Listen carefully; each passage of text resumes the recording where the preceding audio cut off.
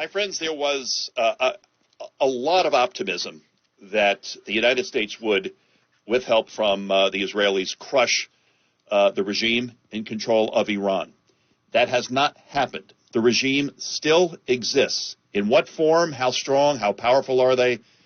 We don't know at this moment. However, I want to welcome in to the broadcast Dr. Ramesh, and I hope I pronounce her surname correctly. Sepehrrad, is that close enough? You got it. I did. Ah, yes. Thank you. You are a supporter of NCRI, and there was a lot of hope that there would be new leadership, a new government forming in Tehran. It just appeared that the regime was on the run. We were in control. We had all the leverage. I spoke this morning about we had our boot on the head of the snake. Now, with this memo of understanding, all bets are off. Your thoughts?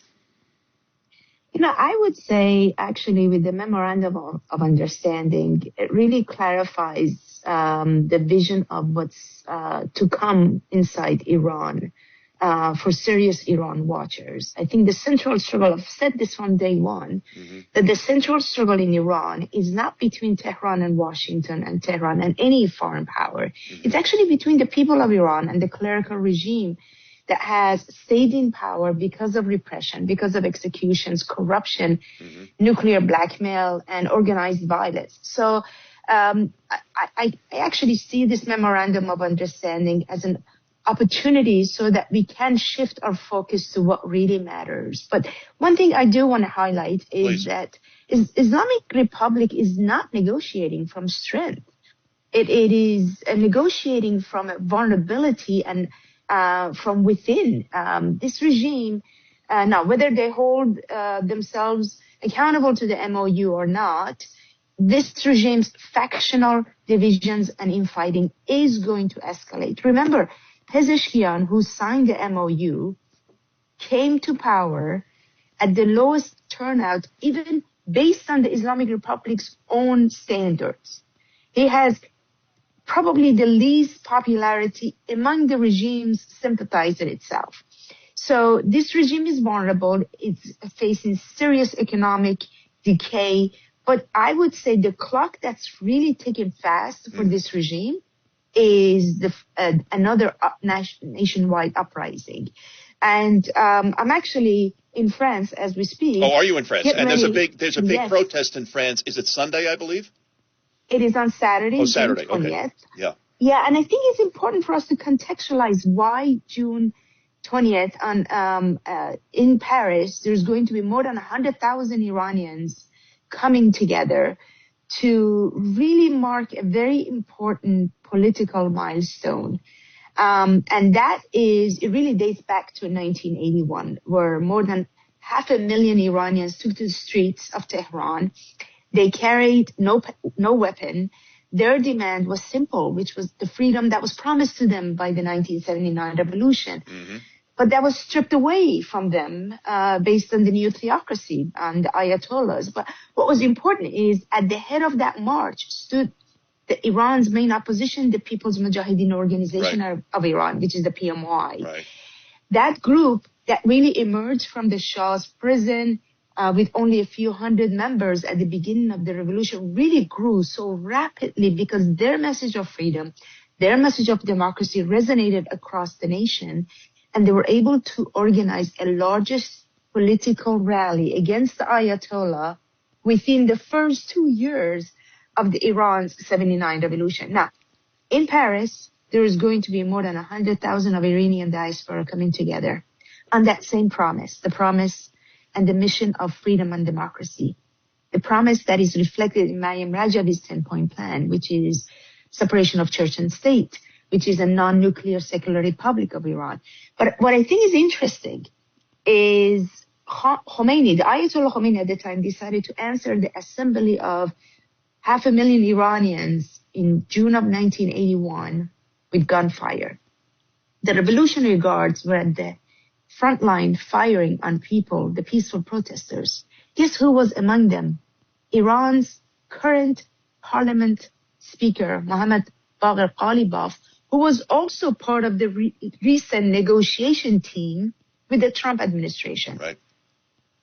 So this is a regime that really stood on a history of killing, history of torture, history of thousands of massacres across all Iran's prison and even in the streets in January of this year.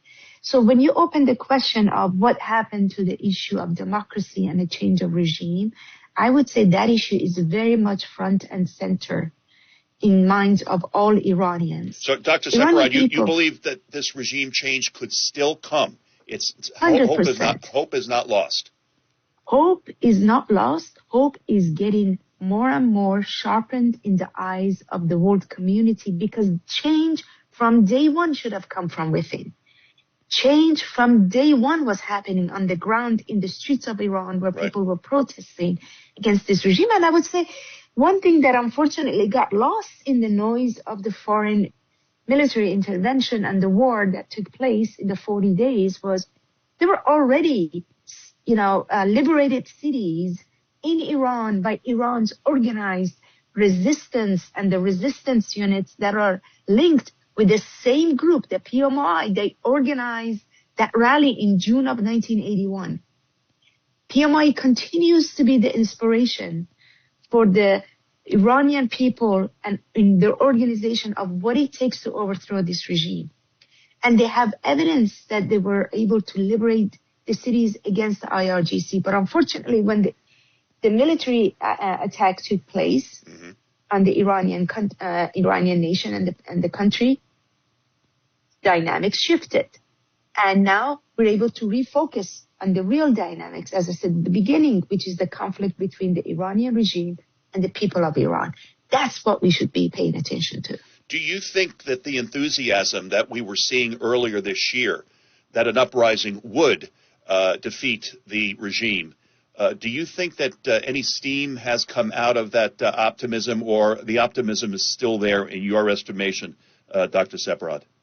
I think the optimism is not only there, but it's also growing. And I tell you why. Okay. Because when I look at, as a political scientist, when I look at the messages of political prisoners coming from here, these are the political prisoners that have gotten execution ordered by the regime, the verdict, and they're waiting for regime to kill them. But there's still their bravery, their message to the public, and how they're sending that message to outside of the prison and as well as the broader Iranian diaspora outside of Iran. It still speaks the language of resistance, the language of what it takes to overthrow this regime. Is the people of Iran, is the organized resistance movement, and is the leadership and the vision that Maryam Rajavi has laid out. And more importantly, what she has laid out for the provisional government for the day after this regime falls. You have to remember, this is an opposition that has been preparing for the last 4 decades for this very moment. So yes, the foreign war has taken away some heads of the Iranian regime. The supreme leader is gone. Some of the IRGC heads are gone. But what's left of this regime is going to be overthrown by the Iranian people. You believe that? You believe that, Doctor? I 100% believe in that. And I tell you another reason why I believe that. Please. I had a conversation with some of my contacts inside Iran last week. And because as you know, Iran was under internet blackout, and there's now some sporadic connection that's coming through. So I was able to connect with them inside the country. And one of the people that I talked to was in the city of Shiraz.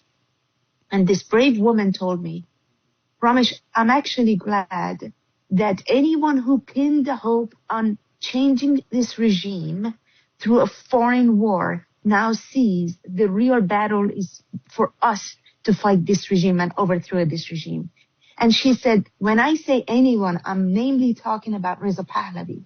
I'm talking about the guy who thought he could ride on the Israeli and American missile and become Iran's Ahmad Chalabi and come and, in his view, liberate Iran. He is rejected by the people of Iran because Iranian people do not want war.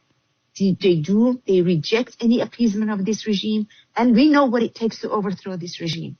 So I would say, I would put my bet on her message and on her clarity on what it to what is to take place in coming months for Iran. And of course, the June rally in a couple of days in Paris would also seal that deal in terms of the position of the Iranian diaspora and the support for the 10-point plan by Maryam Rajavi.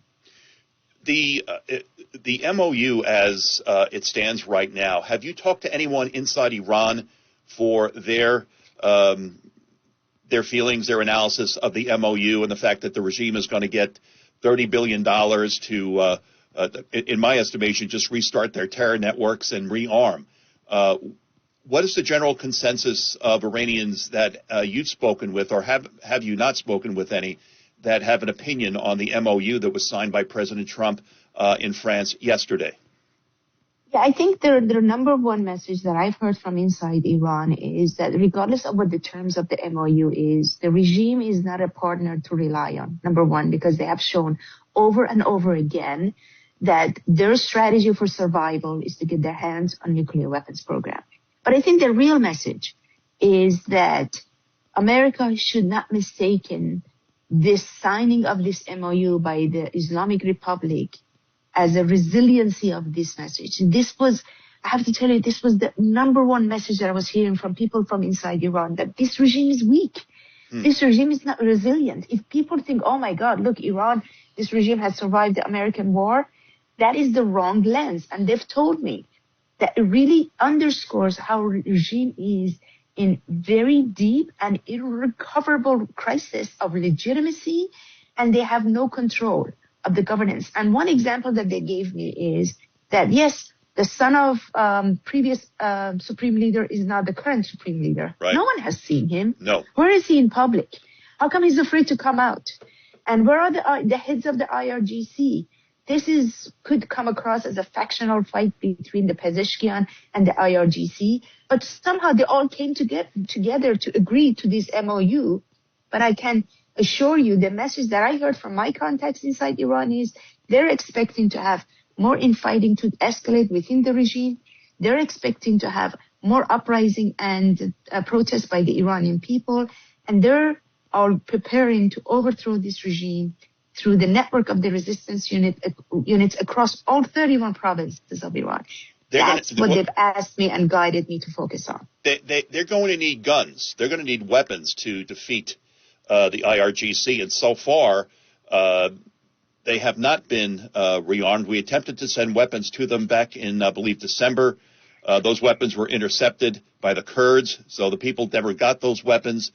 What are your thoughts about having the tools to fight against the IRGC? I think the message from inside Iran is we're not looking for foreign war. We're not looking for boots on the ground. We're not looking for foreign weapons. Okay. And when it comes to that point, Iranian people are able to get their hands on any weapons, including the Kurds, to get their hands on any weapons that needs to bring this regime down. I don't think that's the issue. I would say one thing that the U.S. House of Representatives passed in the last 5 Congresses, has passed several bipartisan majority resolutions that really supports the Iranian people's right to overthrow this regime, to self-determination. That's what they are asking for, political and moral support. That's what we need to focus on in terms of the right policy on Iran.